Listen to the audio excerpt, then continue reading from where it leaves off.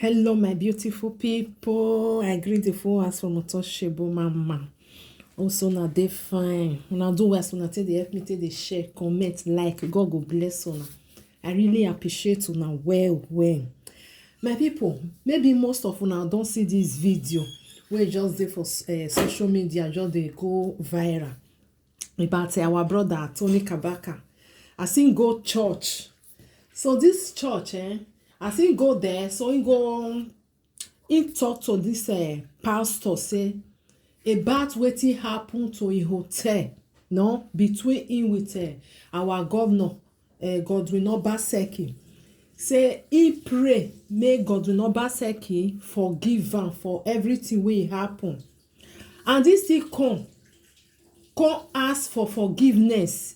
And from today he want maybe say he na another person, that is he just like wetin he need peace for his life. My brothers and sisters, una know say the time wey this Tony Kabaka something hotel happen, that time everywhere everywhere just make boom for social media. Everywhere e go viral. People many people talk about why our governor go do this one, why Tony go do this one, so say na good for am. Everybody talk many things. Una know one thing, my brothers and sisters, e good if somebody offend you or you offend somebody, when somebody offend, e feel like, as I tell talk, e feel like I need peace for my life. Because as I dey watch this video of our brother Tony Kabaka, I see am say he need peace. He need peace because if I do one video, I think 3 days ago, wey take talk about our governor of Edo State, Godwin Obaseki, about this hotel where people come just carry and just they go, so they use the some people don't want make they see our governor, they don't want to see. Some people say no, they work, some say they work. So he can't come and say Mona no use am, that is Mona no use him, say they insult our governor again. Say now wetin he no like, he want peace, he just want make the governor forgive am. My brothers and sisters, I can't reason and say our brother Tony Kabaka really he need peace, because he say he need God as a. And I'll put the video now, see the way it talk.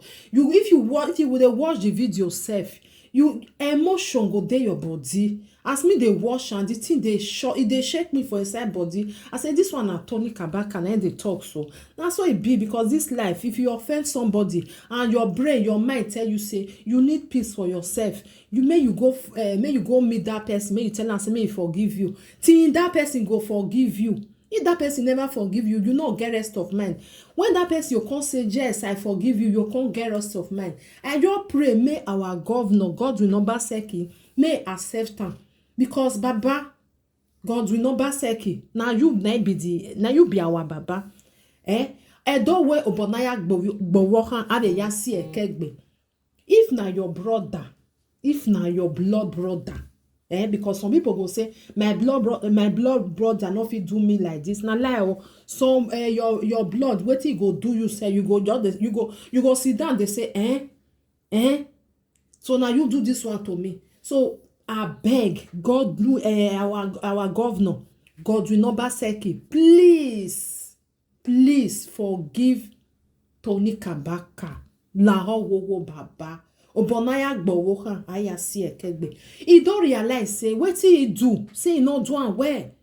We all na Bini mazunu okpane, we all na Bini edoni mayakere. Please baba, ama ese na e cause am, because wetin me I know no be you know, no wetin the other one know no be the other one know. He don't realize say wetin he do that time e no good, because as me dey watch this video where I go put for una, wanna go watch, una go still feel and say this man need peace for his life. He no want stress again. And sometimes, my people, pray may you not get bad people for your area where it go dey near you, where they go surround you. Pray may you not get them, because when all these things happen, this election where they do before our governor come enter, una know say na only Tony Kabaka na injure for his side. If I say injure, that is na he lose something, because it's like many people was pushing him.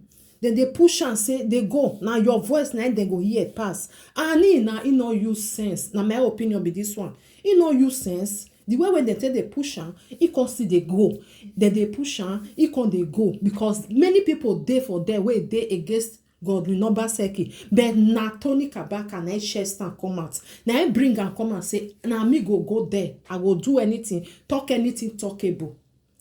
This one am I still opinion because the way when me say watch and look and I be that one. Because now no say when you go call Tony Kabaka name for Benin, people know am well.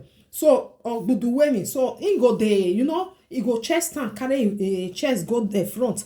May I go do one. But now that one apart. Now I don't realize say all waiting he do is no good. I pray may Godwin Obaseki may he forgive am, draw am near body say since I don't beat you, you don't cry tire. Now come. You still drawing your bonaya bobioma.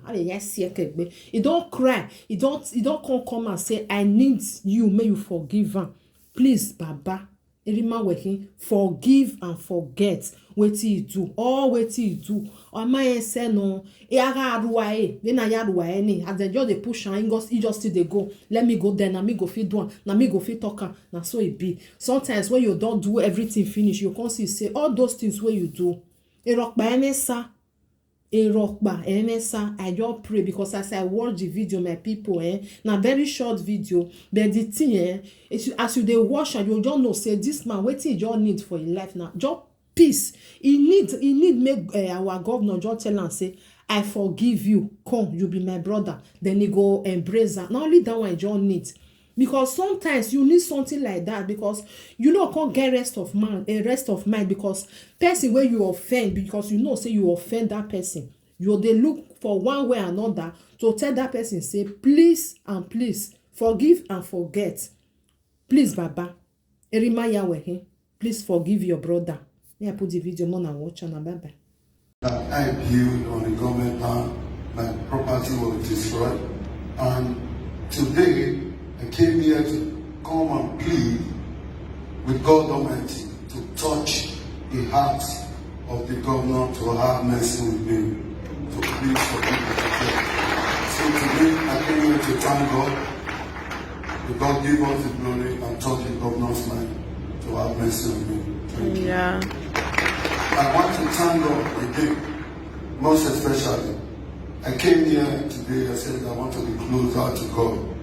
Because I don't expect the future. Hallelujah. So if there's a need for me to go closer to God, if it is money, I don't have it to buy it. If it is power, I don't have it. So I give God the glory. From today, I accept God as my personal. Wow! Hallelujah! Hallelujah! Hallelujah! Heaven is rejoicing. Give him all the praise.